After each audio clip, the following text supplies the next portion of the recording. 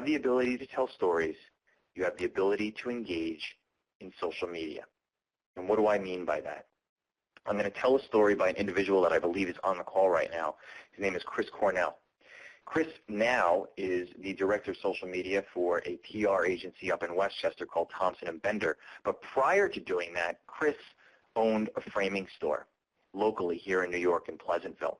Now, when Chris owned the framing store, he and I met in person, and we had a conversation about social media.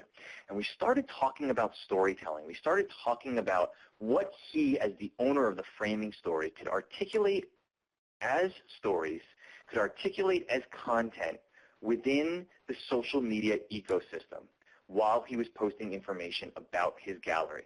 And what we both concluded together is that frames and any content, any entrepreneur out there, it's not about the product. It's not about the widget that you're selling. It's about the emotion that's attached to the product.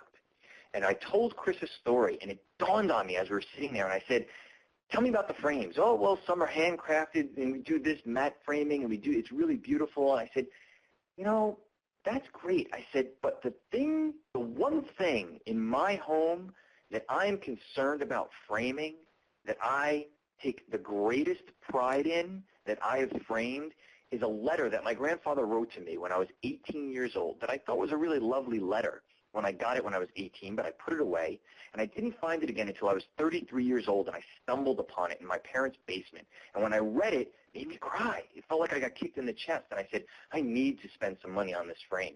I framed it. I placed it in a place of honor on my nightstand.